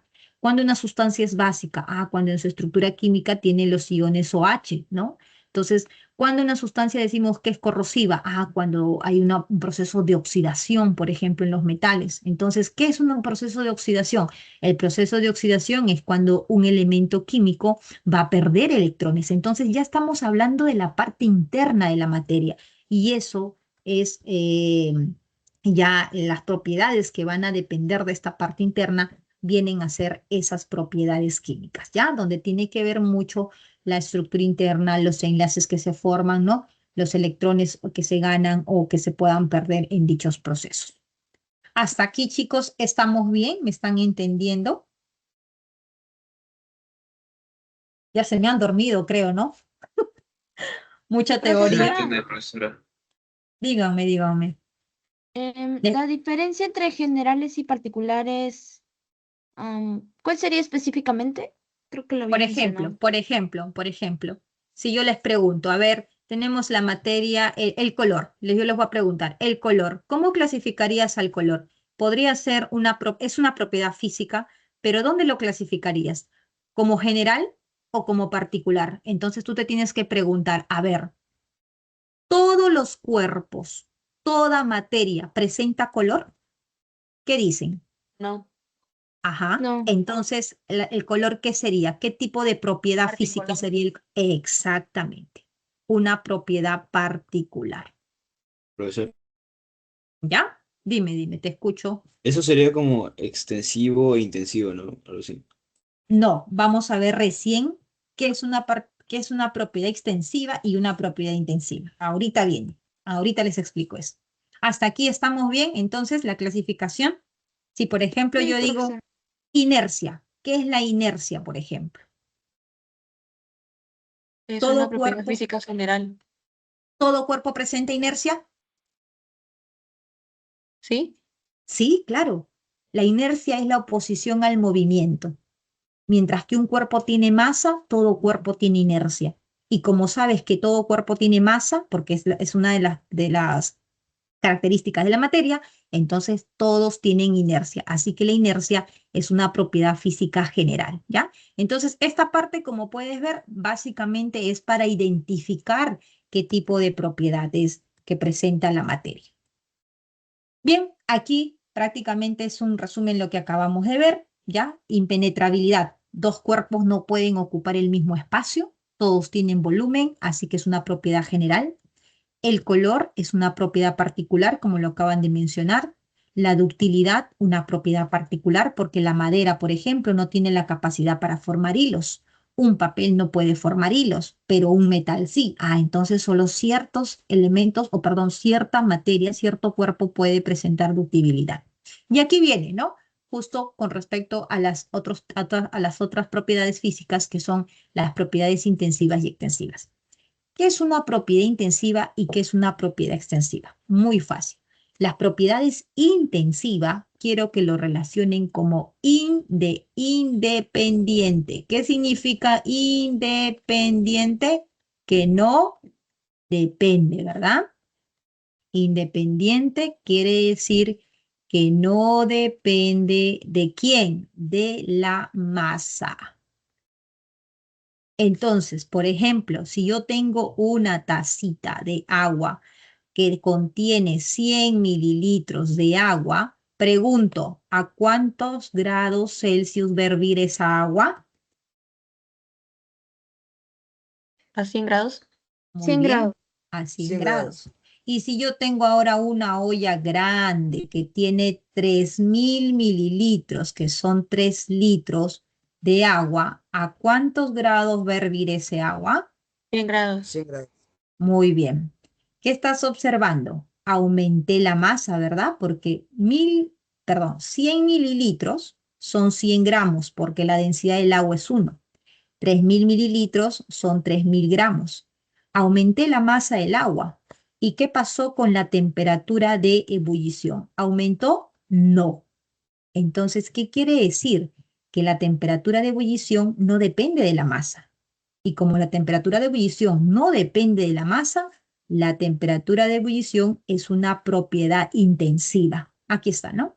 Intensiva de la materia. Densidad, conductividad, viscosidad son otros ejemplos de propiedades intensivas. Ahora, entonces la extensiva, profesora, la extensiva sí depende de la masa, ¿no? Entonces, estos sí dependen de la masa. Si yo tengo, por ejemplo, un bloquecito, ahí está, un bloquecito de 1 kilogramo. Esto tiene, por ejemplo, un peso, ¿verdad? ¿Peso y masa son lo mismo o no? ¿A qué es igual el No. peso? Muy bien, Leonardo. ¿Qué es Masa igual el por peso? gravedad. El Muy peso bien. es Masa por gravedad. Entonces, si yo tengo ahora un bloque que pesa 10 kilogramos, ¿no? ¿Qué va a pasar con el peso? ¿Cambia o no cambia su peso? Acá sería 1 por Sí, 10. cambia. Claro, su peso sería 10 newton. 10 por 10, su peso sería 100 newton. 100 newton. Entonces, ¿te das cuenta? El peso sí depende de la masa. Entonces, es una propiedad extensiva, ¿no? Entonces, la masa, el volumen, longitud, área, inercia son propiedades extensivas porque sí dependen de la masa. Preguntas. Profesora, una consulta. Dale, Erika, te escucho. Profesora, ¿qué diferencia tiene lo que hizo primero el peso de 1 kilogramo y el otro que era el peso en newtons? O sea, ¿por qué los dos cambian? Ah, porque esto es masa, hija. Esto es masa. La masa se mide en kilogramos, en gramos, pero el peso es una fórmula que es la masa por la gravedad. Y como sabemos, la gravedad es 10. Entonces, para calcular el peso, se multiplica la masa, que es 1, multiplicado por la gravedad, que es 10, y por eso la unidad del peso es en newton. Aquí la masa es 10, multiplicado por la gravedad, que es 10, es 100 newton. Ah, ya, profesora, gracias. Ok. Profesora, una pregunta. Dime, Paula. Si dice que las propiedades extensivas dependen de la masa, en ese caso, la longitud no veo que tenga mucho relacionado con la masa, igual el área. Por ejemplo, acá, hija, mira. Este es un bloquecito de 1 kilogramo, ¿correcto? Si nosotros medimos este bloquecito, va a tener una cierta longitud. Vamos a pensar que es 5 centímetros, ¿te parece? ¿Ya? Ahora, este bloque es de 10 kilogramos. Dime, ¿su longitud no va a variar? Sí. Ahí está. Entonces, varía la masa, varía la longitud. ¿Me entendiste? Y sí, y tenía otra duda, Ujú. perdón. Dale. En ese caso la densidad no Ajá. dependería de la masa, porque Muy bien. densidad es Buena igual a masa pregunta. sobre volumen. Perfecta observación, Paula. Muy bien, mira. Densidad, ¿por qué es intensiva? Porque es una relación que depende de masa y volumen. Pero ¿qué pasa cuando tú aumentas la masa? ¿Qué pasa con el volumen, Paula? ¿Aumentas la masa? ¿Sí o no que el volumen ¿Aumenta el también volumen? aumenta? Claro. Entonces, al final, ¿qué pasa? Esto se mantiene y hace que el valor de la densidad no sea variable, sino definida para un cuerpo. Entonces, si por ejemplo, vamos a suponer, la masa es 4, el volumen es 2. Ahora dupliqué, la masa es 8, el volumen va a ser 4, entonces, ¿qué observas? Que siempre va a ser la misma relación. ¿Por qué? Porque ambos parámetros están aumentando. Entonces, muchos ya se han confundido justo con eso. Profesora, pero la densidad depende de la masa. Debería de estar en la extensiva. Es que no lo vea solamente como que aumenta la masa, sino también aumenta el volumen y eso hace que esta propiedad sea una propiedad intensiva. ¿Claro, Paula? Sí, gracias. Perfecto. Listo. ¿Los demás también quedó claro, chicos? Miren, no nos va a alcanzar el tiempo. Muy bien, entonces todo lo que acabamos de ver, aquí está, propiedades extensivas, volumen, fuerza, ¿no? Mientras más masa, más fuerza hay que aplicar. No es la misma fuerza que yo voy a aplicar a un bloque de 1 kilogramo que a un bloque de 10. Entonces es una propiedad extensiva. Masa y peso también. Temperatura de ebullición no depende de la masa, como hemos mencionado el ejemplo del agua, de la tacita y de la olla. Por ejemplo, la conductividad térmica igual, no depende de la masa. Si tú tienes un alambrecito finito o tienes un tubo, ¿no? grueso, la conductividad térmica va a ser la misma. No varía si es que varía la masa, ¿no? La dureza igual, no depende de la masa. Así sea pequeño o grande, la dureza sigue siendo la misma en un material. Propiedades químicas, como hemos mencionado, vienen a ser los que reaccionan, importante en la parte interna, ¿no? Por ejemplo, la reacción con el oxígeno, ¿no? Una reacción de combustión, lo que estamos viendo, que la sustancia tenga hidrógenos le da acidez, que tenga OH le da basicidad. No todas las sustancias, por ejemplo, cuando entran en contacto con el agua, reaccionan, ¿no? Miren cómo el sodio, el metal de sodio, cuando entra a reaccionar con el agua, causa esa explosión o esa inflamabilidad que ustedes están viendo, ¿no? Simplemente por entrar en contacto con el agua. Eso no ocurre, por ejemplo, con el cloruro de sodio, ¿no? Ya que el cloruro de sodio con agua simplemente forma una solución, una salmuera.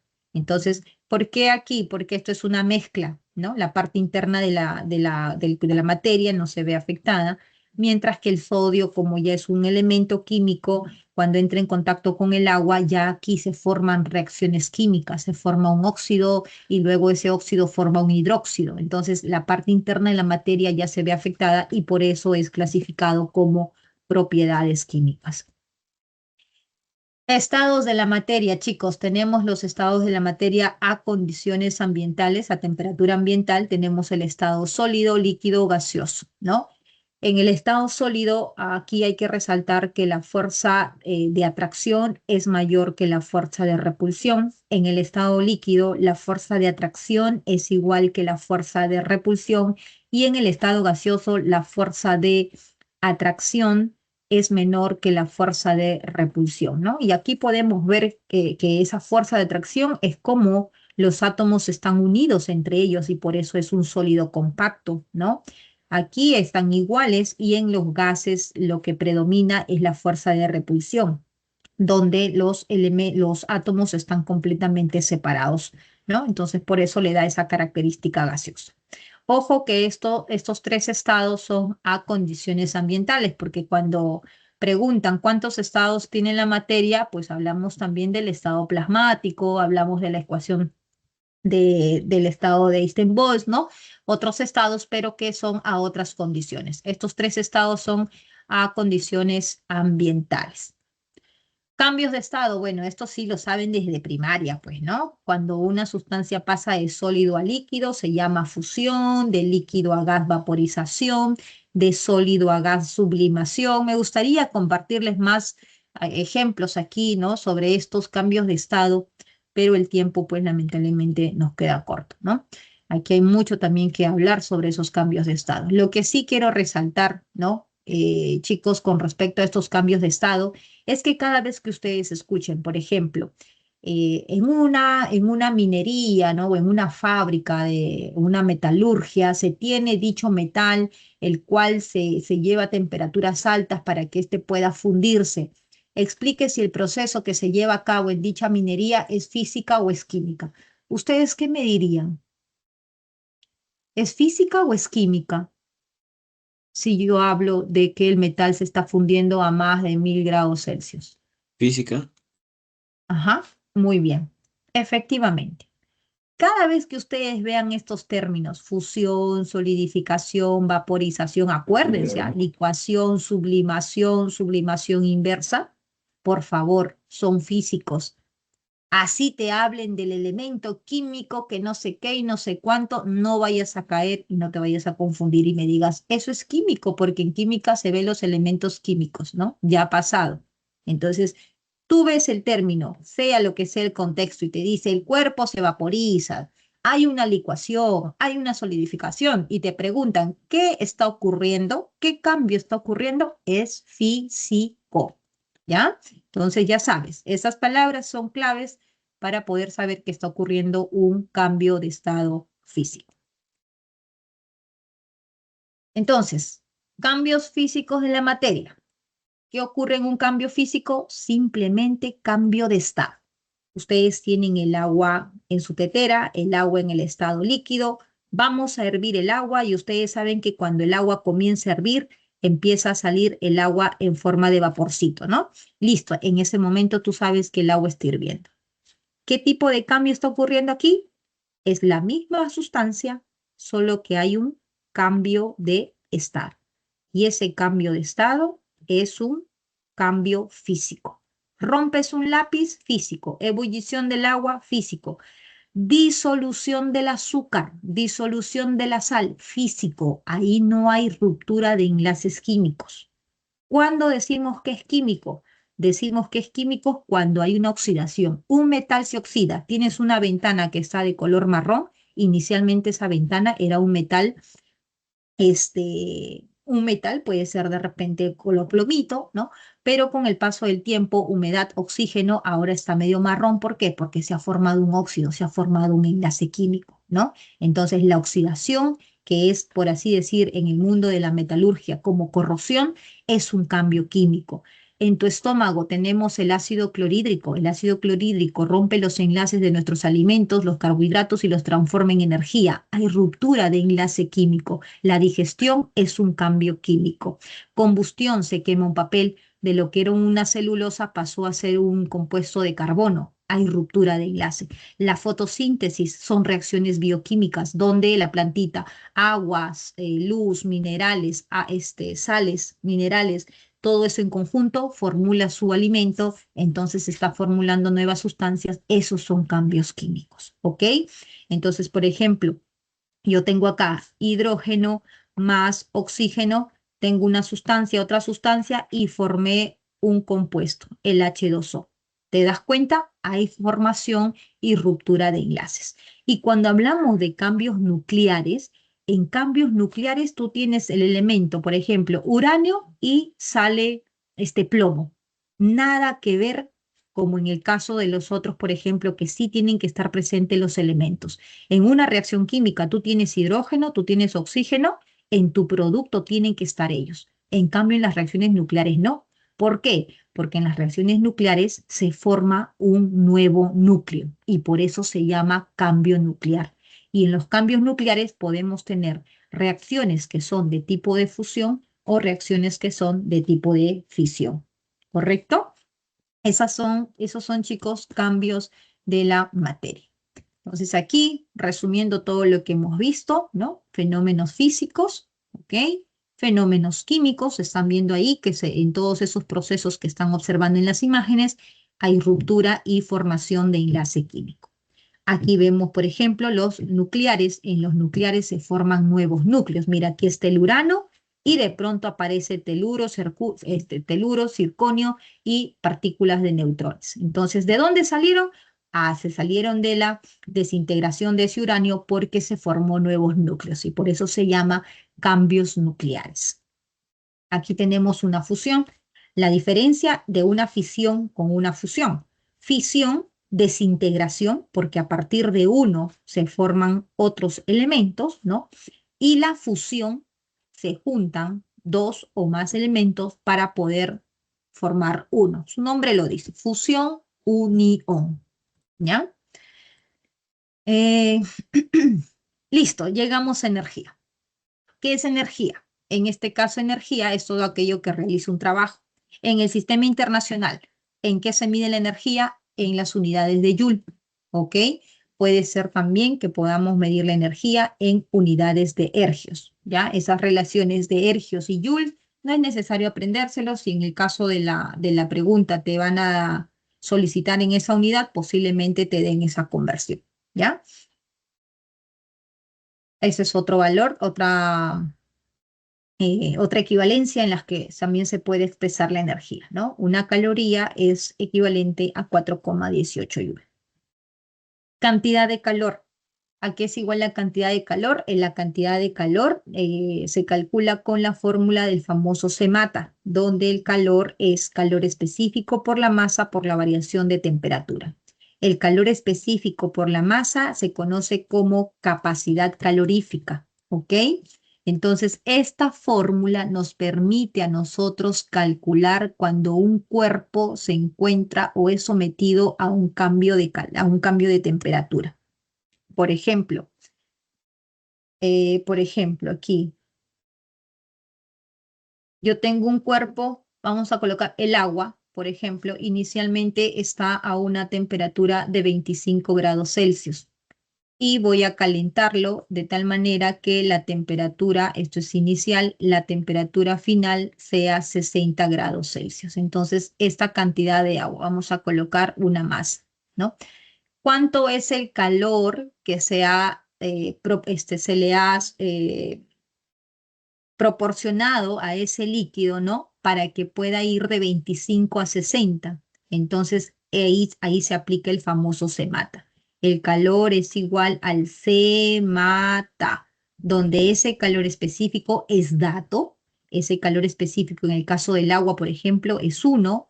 La masa te van a dar de dato del cuerpo que estás estudiando, de que estás analizando, y esta variación de temperatura viene a ser 60 menos 25, que es el caso donde se incrementó esa temperatura, ¿no? Para saber de cuánto a cuánto temperatura para que pueda recibir ese calor.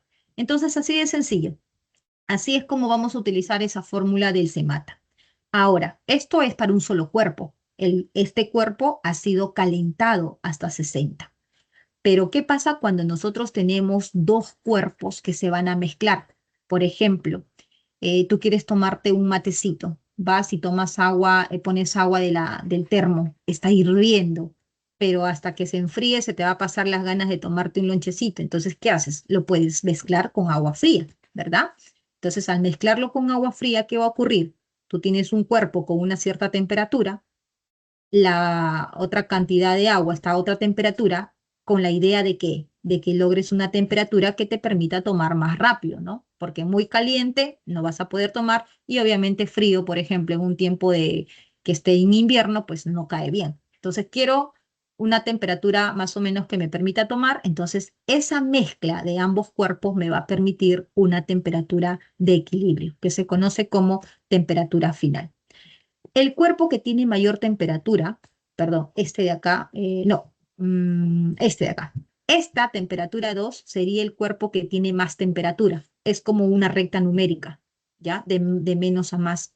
Entonces, este cuerpo es el que estaría perdiendo, porque la temperatura final o de equilibrio siempre va a estar en el intermedio de ambas temperaturas de los cuerpos que se están mezclando.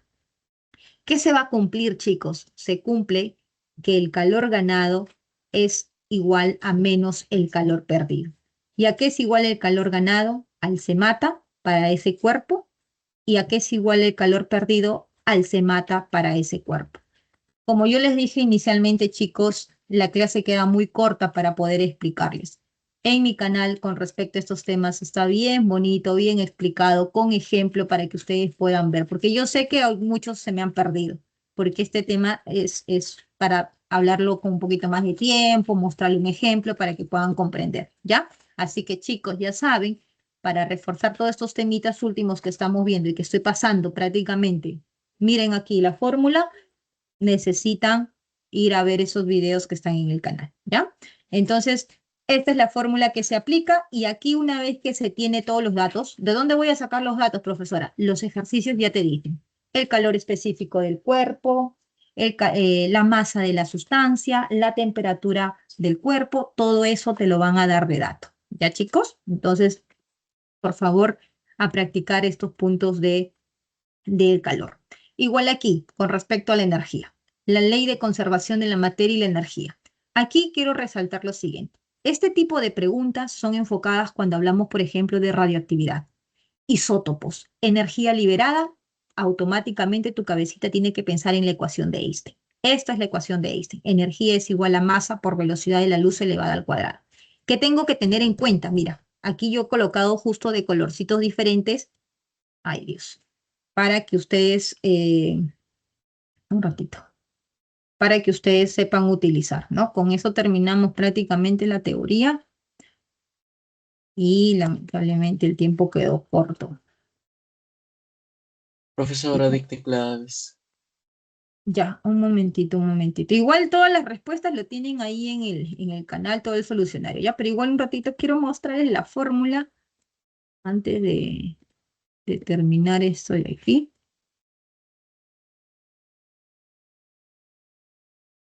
Importante en la ecuación de Einstein, las unidades, ¿no? Si, por ejemplo, aquí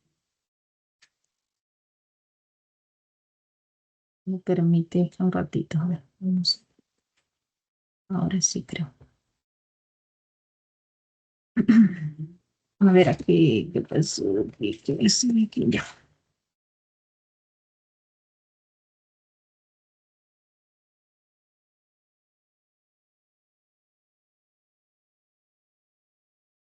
Ya, aquí, esto. Miren, chicos, energía es igual a masa por la velocidad de la luz elevada al cuadrado. Si a ustedes les preguntan la energía en joules, la masa tiene que estar en kilogramos y la velocidad de la luz vas a utilizar el 3 por 10 a la 8 metros por segundo. Si te piden en ergios, la masa lo vas a trabajar en gramos y la velocidad de la luz lo vas a trabajar como 3 por 10 a la 10 centímetros por segundo.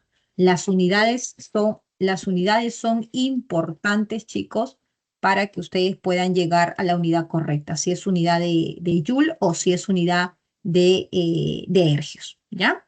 Listo, ahora sí, entonces vamos a ver, les dicto las claves. ¿Dónde están las claves?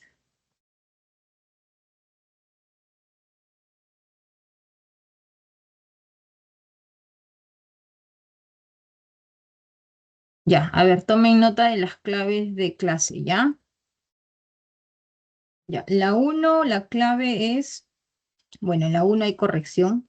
La clave es, no, la 1, perdón, la 1 está bien. 1 barco, ok, 1 barco, 2 dado, 3 barco, 4 casa, 5 barco, 6 casa, 7 dado, 8 casa, ¿ya? Eso serían las claves. En los propuestos hay corrección. En la 1 es casa, la clave. La 2 es avión. La 3 es dado. La 4 es avión. Y la 5 es enano. ¿Ya, chicos? Bueno, espero que me hayan comprendido. El material, como ya les dije, ustedes ahí lo tienen todo en la plataforma de YouTube. Ahí pueden ir a revisarlo, ¿ok? Ahí está toda la solución, bien explicado, el ejercicio 1, el ejercicio 2, ¿no? Todo está ahí con respecto a lo que teníamos que hacer ahora. ¿Tienen alguna pregunta, chicos? ¿Alguna duda? Profesora, ¿puede repetir los ejercicios propuestos, las claves, por favor? Sí, por favor.